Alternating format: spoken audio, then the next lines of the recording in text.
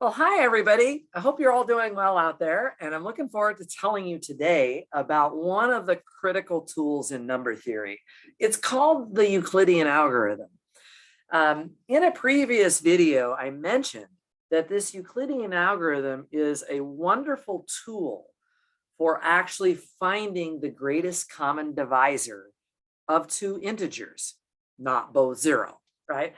Now, this algorithm not only will find the greatest common divisor of these two integers for you, it will give you a way of expressing that greatest common divisor as an integer combination of the two original numbers. So one of our big theorems in the previous video was that the greatest common divisor of A and B can be expressed as an integer combination of A and B themselves. But how you do that expression, how you make that integer combination, is not something that our prior theorems have really addressed. It turns out that the Euclidean algorithm is going to give us the go-to method to be able to do that. So I'm going to present this algorithm and probably show you an example. You may have seen this in a prior course, which is fine. It's just a review in that case. But I'd like to make sure that everybody knows how this algorithm works. This is, again, a very, very powerful tool for finding the greatest common divisor of two integers. And I actually should mention that it's a relatively efficient algorithm. In terms of like programming it into a computer, the computer would be able to follow the algorithm fairly quickly, even for large numbers, and produce the greatest common divisor in relatively fast time. So this is a very efficient algorithm. I mean, one algorithm for finding the greatest common divisor of two numbers would just be to take every number, 1, 2, 3, 4, 5, 6, and just see which ones divide both A and B and take the biggest one. That's not very efficient, right? So the Euclidean algorithm that I'm about to describe is much more efficient than that. So it's really something to be celebrated and something to be enjoyed. So let me start this off. We're going to assume, I'm just going to assume that both of my numbers are positive to begin with.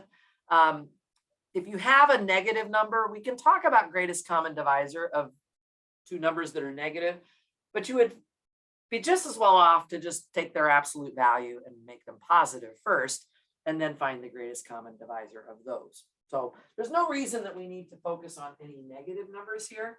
So I'm just going to assume that both A and B are positive, and we may as well just go ahead and assume that A is larger than or equal to B.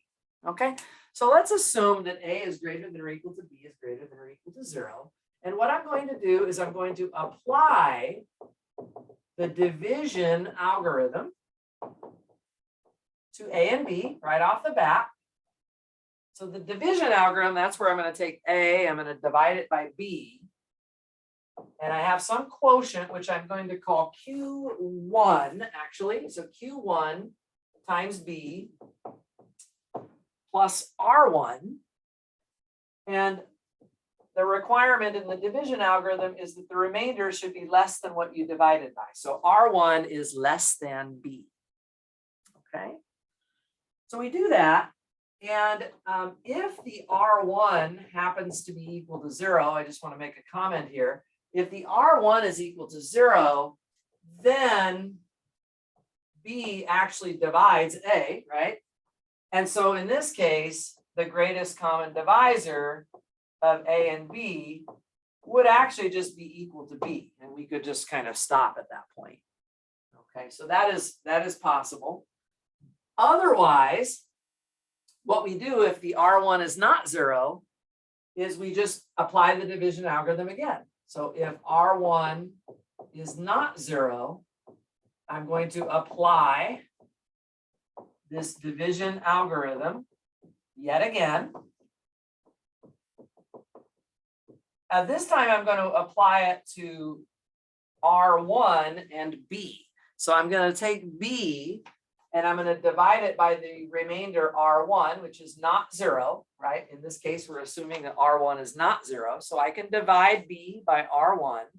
I get a quotient of Q2, and there will be a possible remainder R2. And as before, we can say something about R2. It has to be less than R1. Okay. Now again, if R2 is equal to 0, then we're going to stop. We don't go any further with the algorithm, and I'll explain in a minute what happens if R2 is 0. Otherwise, if R2 is not 0, then we just apply the algorithm again. So this is almost like a, it's an algorithm, but I'm kind of describing it almost like it's a program or something that you could definitely put this into a computer, right? What we do here, of course, is we take the R1 and we divide it by R2. That gives us a quotient of what I will call Q3 and a remainder of R3. And here, the R3 needs to be smaller than R2. If R3 is equal to 0, then we are going to stop. Otherwise, we just continue this process.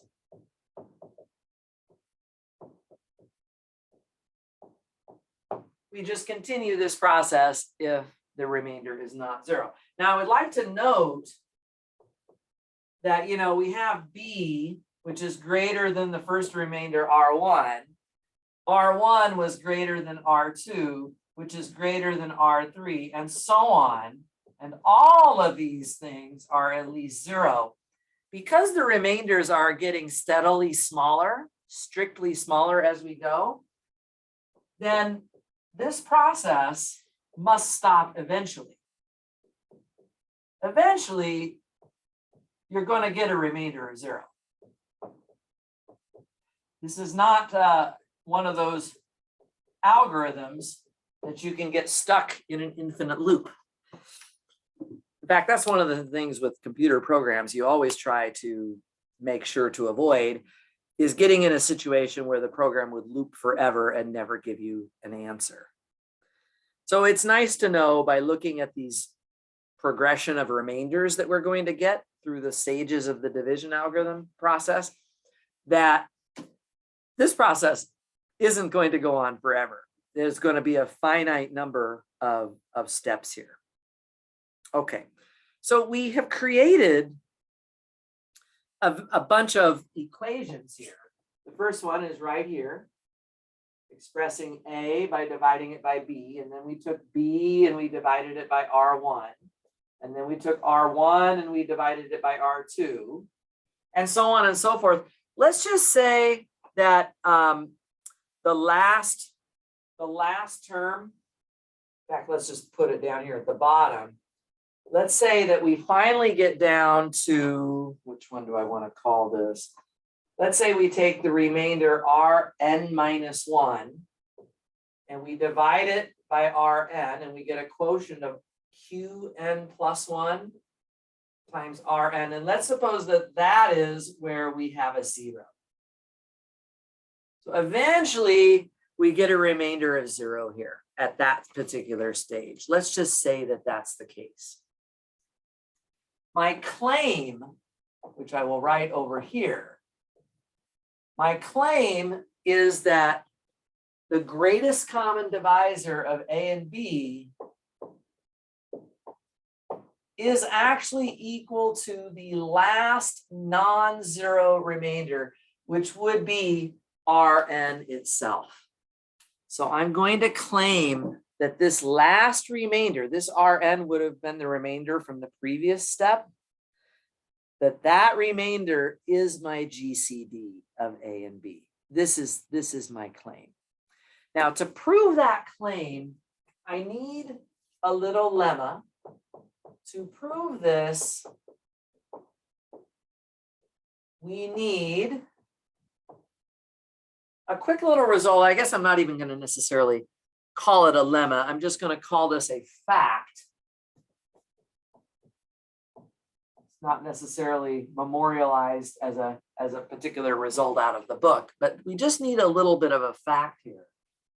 And the fact is that if we do in fact write A as Q times B plus R, anytime we use the division algorithm to divide A by B and come up with a quotient and a remainder, then the GCD of A and B is actually the same as the GCD of B and R. Okay, so the GCD of A and B is the same as the GCD of B and R. It doesn't change. Now, guys, in explaining this fact, I'm going to do something that you really want to pay attention to, because it's going to come up again. We're going to see this idea in other places. When I want to prove that the GCD, that one GCD is equal to another GCD. So I would like to prove this fact right now. To prove that two GCDs are the same, in other words, that the greatest common divisor of these two numbers is the same as the greatest common divisor of those two numbers, the strategy I'm going to use is to simply prove that the set of all common divisors of A and B agrees with the set of all common divisors of B and R. If they have the same sets of common divisors, then of course the greatest of these common divisors will be the same as the greatest of these common divisors. If you have two sets of numbers that are the same, then the biggest number in this set is the same as the biggest number in this set. Makes sense, right? So that is exactly how I'm going to argue this. So to prove this, I'm going to let S be the set of common divisors of A and B. And I'm going to let capital T be the set of common divisors of B and R. And I claim, whoops, maybe you can't quite see that. All of the common divisors of A and B are formed in S, and all of the common divisors of B and R are contained in T. And if I can prove that S equals T, then the greatest common divisor of A and B, the biggest thing in S, has to be the same as the greatest common divisor of B and R, which is the biggest thing in T. So let's write that down as a claim over here. I'm justifying this fact for the moment, right? I'm not ready to prove the claim at the very top of the board. So we will show that S equals T, right? Which will prove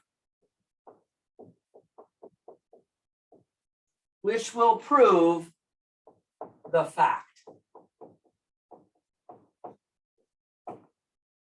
If I can show that S is equal to T, I will have proven the fact. So this just means I'm going to show, like we always do for sets, that each one is a subset of the other. The fact will follow from it, because as soon as S and T are the same, then the greatest thing in S is the same as the greatest thing in T. That's the idea. So why is S a subset of T? Well, let's just pick an element. Let's suppose that X lives in S. It means it's a divisor of both A and B, right? So X divides A and X divides B. But then x would also divide any integer combination of a and b, namely a minus qb. Right?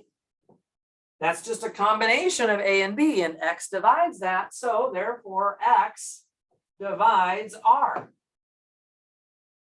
And now we see that x is dividing both b and r. It's in t. So x is an element of t, actually, in that case.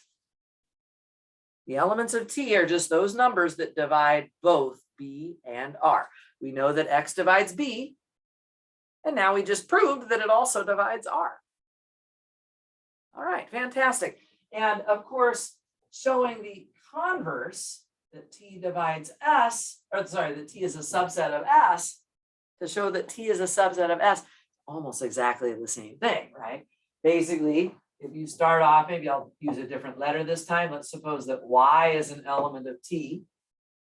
Okay, then this means that y divides b and y divides r.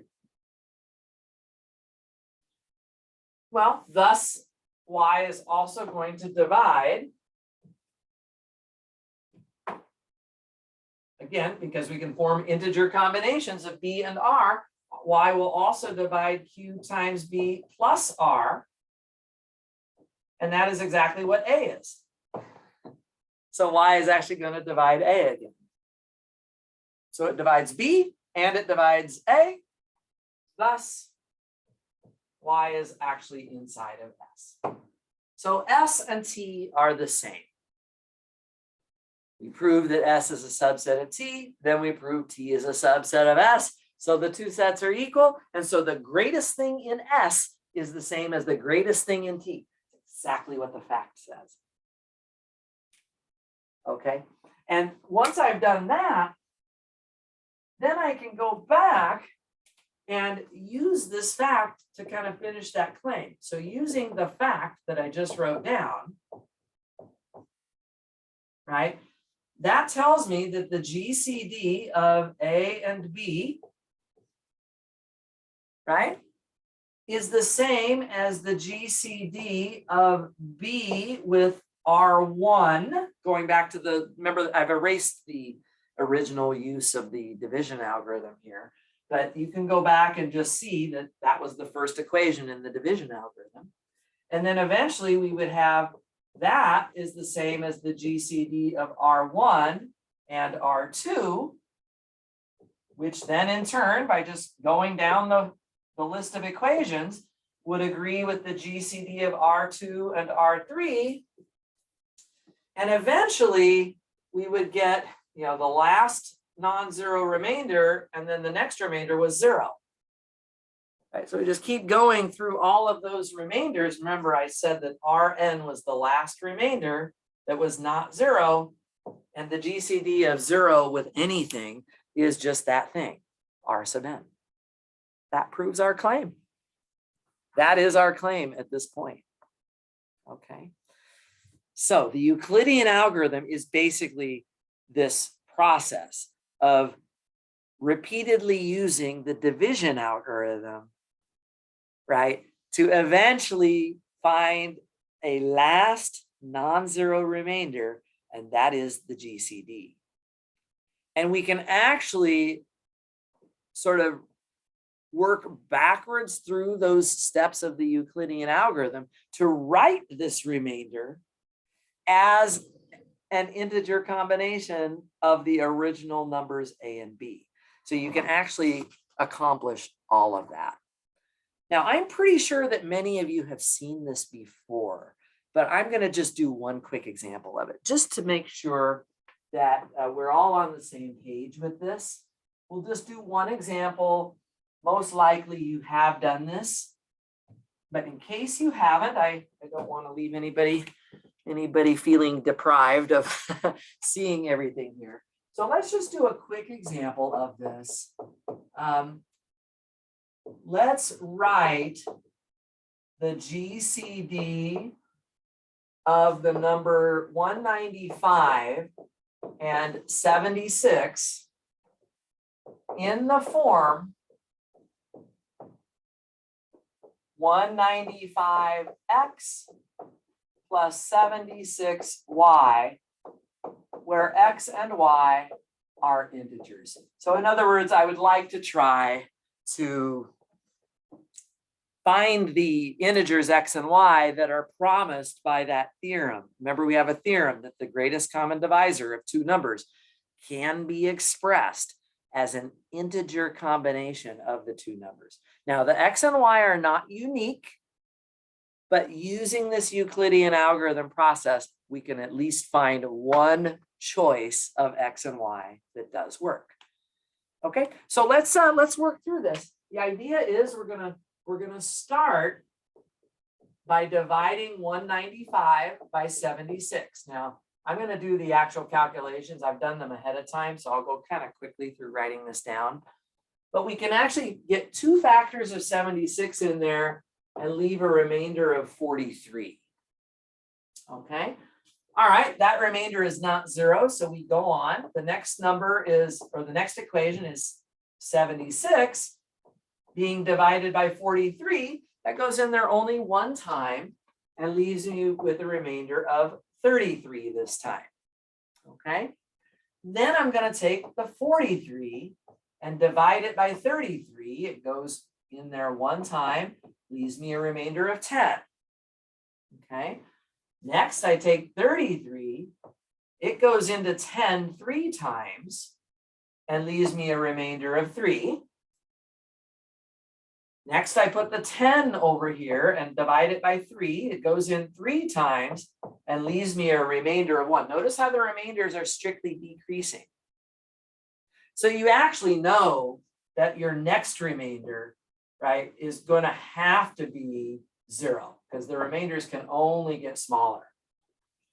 And so my last non-zero remainder is this one right here. This is kind of playing the role of the R sub n. So this GCD, my friends, we already know that it is equal to 1. And that means, of course, that 195 and 76, they are what? They are relatively prime, right? If their GCD is equal to 1, then they are relatively prime. Now, to actually get this integer combination, I mentioned that what we have to do is now run through these steps backwards, actually starting from the bottom. So the way I'm going to write it is I'm going to start here with the number 1, the very last remainder, and I'm going to express it using that last equation as 10 minus 3 times 3. Okay, let me give myself enough room here in case I need to come over here. So I start this way, and the next thing I need to do, I'm going to be sort of working my way back up through these steps, but I don't want to jump too quickly. Like you see the 10 right here, I don't want to actually use this equation for 10 right here quite yet. I want to use the line right below it yet, and I want to take the 3. Now, you'll notice that there's 2 factors of 3 here. One of those 3's is just the multiplier, right? So I don't want to take this 3 and mess with it. It's only the second factor of 3 that I now want to replace by 33 minus 3 times 10. Okay, so I just have to be careful here that the scalar multiples in front, we just kind of carry those along for the ride. But this other 3, we now want to back substitute using this line right here. Okay. Before I go any further, it's a good idea to simplify what we have here. So I can see, for example, that I have several factors of 10. I have 1 factor of 10 right here. And then I have, what, 9 more factors of 10 right here. So that's actually 10 factors of 10. And then we have 3 factors of 33. Okay.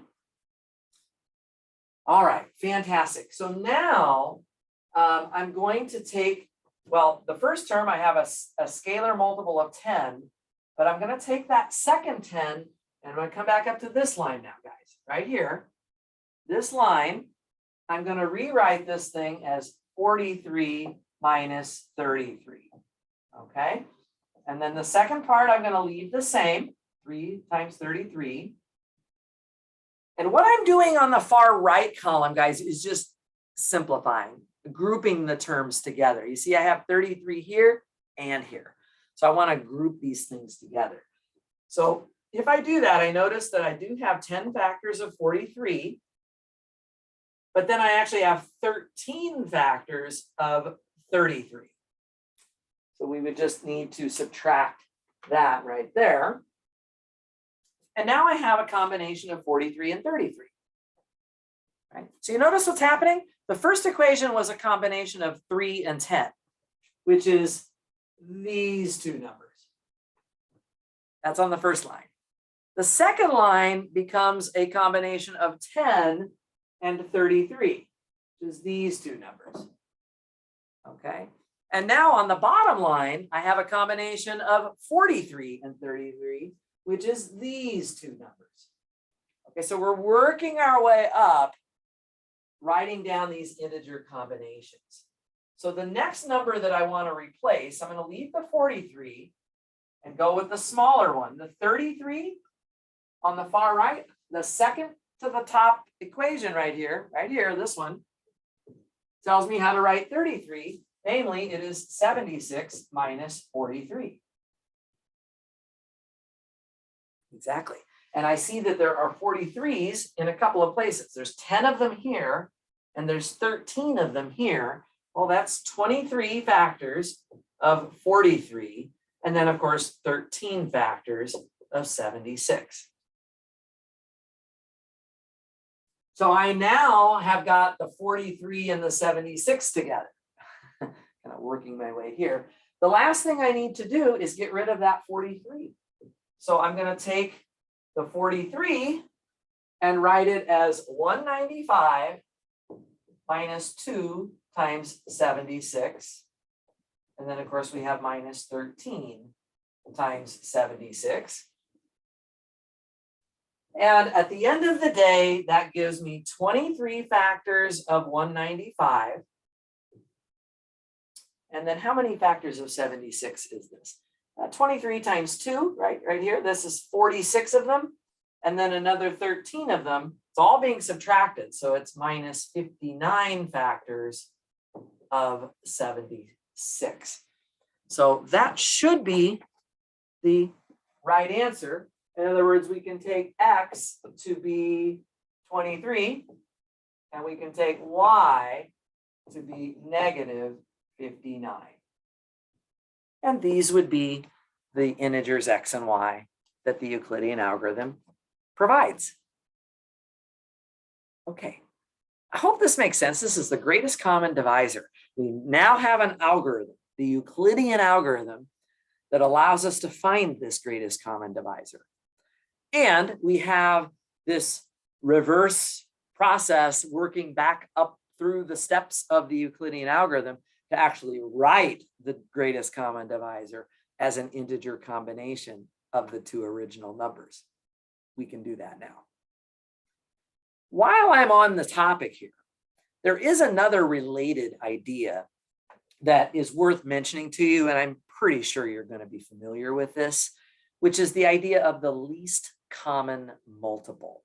So let me go back up to my board for a moment, and let's talk about the least common multiple a little bit. This is another very well-known idea in number theory, and it's related to the greatest common divisor. So it's a good time to talk about it, actually. So just a quick couple words about least common multiple that I want to spell out here. And a definition would be in order, and this is definition 2.4. And just to give the definition here, the least common multiple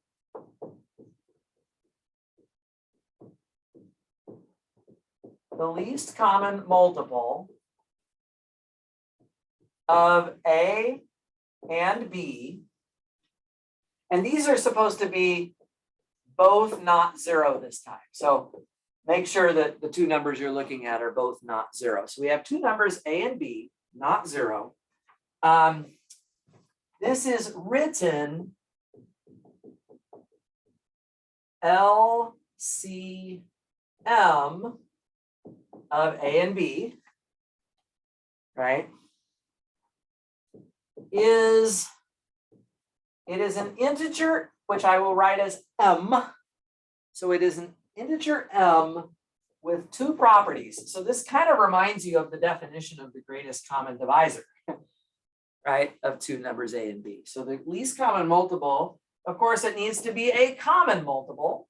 So it should be a multiple of both A and B. So M is divisible by A and M is divisible by B. And if we have another common multiple, let's suppose that both A and B divide C. So let's suppose that C is a common multiple of A and B.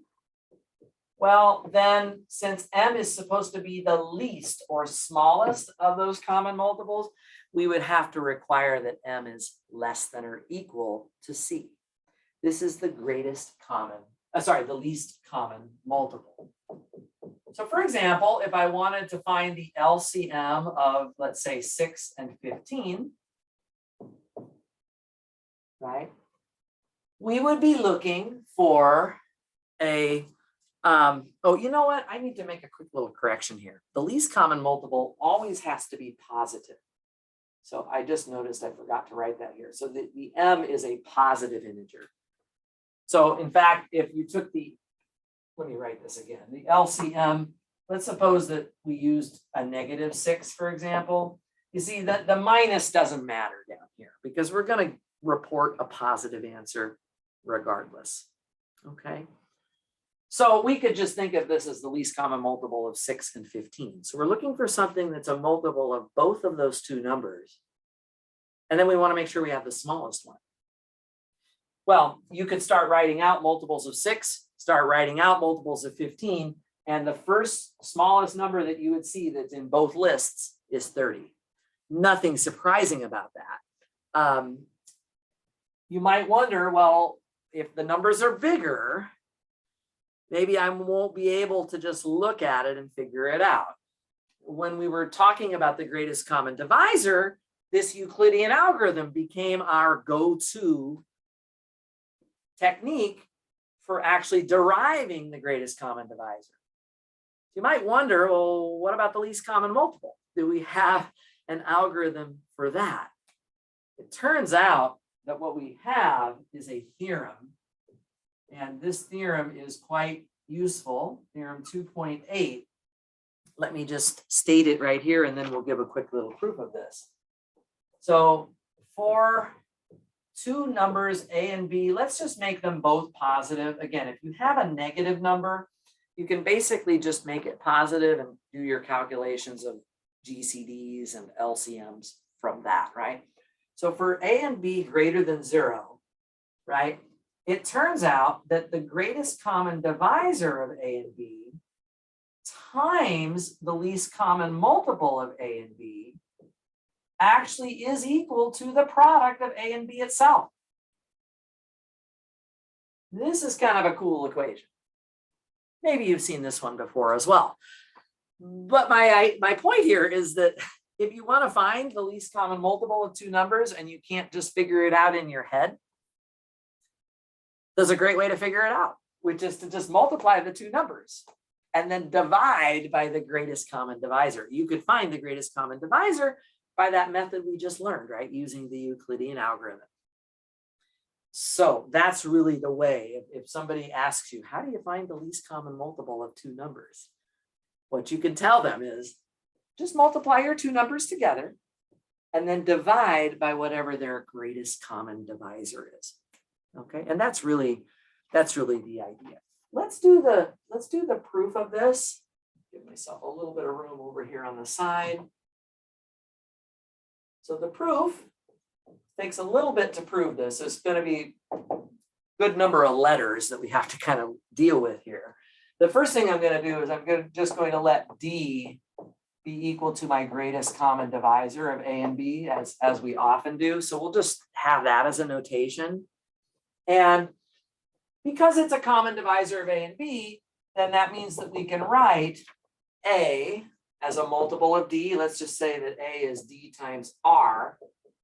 And I can do the same kind of thing with B. Let's say it's D times S. And these are for just some integers R and S. Something like that. And then also, while we're at it, there's a lot of letters here, guys, sorry. There exist integers X and Y with D equal to AX plus BY. So I'm just getting down kind of all the stuff that I know about the greatest common divisor. And so we already have letters R and S and X and Y already into the situation. Okay. Now, what I'm going to look at, of course, is I'm going to consider the number that is, I'm going to call it M, which is AB over D. You can see, of course, that AB over D is supposed to be my least common multiple, if my theorem is correct. So I'm actually trying to prove right now that this M is, in fact, the least common multiple of A and B. That's what I would like to show. But what you'll notice here is, I'm going to actually re-express this in a couple of ways. You see, I can replace the A with dr. So this could be drb over D, which is just RB. Right? So we have that. But we can also replace the B instead with ds. So we could write this as A ds over D, and that would give us AS. And in both cases, you're ending up with an integer, right? You have an integer here. Makes sense. This is actually an integer. And so notice then, in fact, not only is it an integer, you can see that M is a multiple of B and M is a multiple of A. So let's write that down. A divides M and B divides M. You notice that's the first condition of the least common multiple. M should be a multiple of both A and B. You see it? Right? M is a multiple of B, and it is also a multiple of A. So we've got the first half of what the requirement is for something to be the least common multiple. We've got the second part to check, though. Got to do the second part. Let's now suppose that we have another number. I'm going to call it C, just like we have it over here in this definition. Suppose that A divides C and B divides C. This would mean that we can write C as a multiple of A and as a multiple of B. So I'm going to use two more letters now. Let's say U and V. U and V are integers. C is equal to AU, and it's also equal to BV. What I'm hoping ultimately to prove is that M is less than or equal to C right here. Okay. Actually, what I'm going to do is prove, hopefully, that M actually divides C. Okay. I'm actually going to try to prove that M divides C. In other words, that if I actually calculated C over M, I actually claim that this is an integer. You see, if this is an integer, then it means that M divides C. And that would mean that M is less than or equal to C. Right? So this is the idea of how we're going to do this proof right now. Now, what I'm going to do is I'm going to replace M with AB over D. And when I do that, of course, it begins to look a little more complicated. So the M, we already have that it is equal to AB over D. We've defined it that way. So it's just CD over AB. And I'm now going to take D and write it using the AX plus BY. So this is actually C times AX plus BY. This is all over AB. So we just plug that in just like so. And you can now split up this numerator into two parts. We have, C over B times X, and then plus, what is it going to be? C over A times Y. C over B times X plus C over A times Y. And I just don't quite have enough room here. But do you see that C over B is just V and C over A is just U? So if you guys don't mind, I'm just going to move right up here for this last step. C over B is just V, right? And C over A is just U. And what you end up with is indeed an integer. It is, in fact, an integer. And so that means, I just finished my proof right here, right? So that actually means that M divides C. And so if it's dividing C, it's going to be less than or equal to C. That's right. That's right. Okay. Great. Hopefully that makes pretty good sense, because as soon as you know that, now you know that M has satisfied the requirements of the GCD, right? So, or of the LCM, I'm sorry. So M is equal to the LCM of A and B. We've got that much. And we have, what is it? D times M equals A times B, right? That's already been set up right here. That's already been set up right here. So we see it here. Here's D, here's M, here's A, here's B. It's the end of the proof. Oh, I wanted to mention one quick thing here, by the way. If anybody's worried that somehow C could have been a negative number. So if M divides C, saying that M is less than or equal to C does have a little, I guess, asterisk next to it, excuse me. An asterisk next to it, which is that if C was actually, so for example, what if M was 5 and C was negative 20, right? 5 divides negative 20, but 5 is not less than or equal to negative 20. But the point is that C is not going to be negative. I mean, if C is negative, then definitely M will not be less than or equal to that, right? M is for sure positive. So we already pretty much know that this C, I mean, we're trying to prove that M is less than or equal to C. Yeah. So we can actually just assume that C is going to be positive, because the LCM has to be a positive number. So M is positive. And if C was negative somehow, then it wouldn't even qualify as replacing M as the LCM or anything like that. So try not to get hung up on that very minor little detail. It's really not an issue. By the way, guys, there's a concept that we haven't talked about yet in number theory, which is extremely important, which is the idea of a prime number. And soon we will talk about prime numbers. And it turns out that you can actually prove this theorem by using prime factorizations. And I will get much more into that once we've done a little bit with primes. It's a totally different way of doing this proof. But this is a good one to know. It's a good one to understand as well. And I thought it would be worth presenting it to you right now. I hope that this has made sense, guys. A little bit of talk about GCDs and LCMs and their relationship. If you've got any questions, as always, I want you to reach out, let me know. Otherwise, I will hope to see you guys again soon. Please do take care, and we'll be in touch again soon. Bye for now.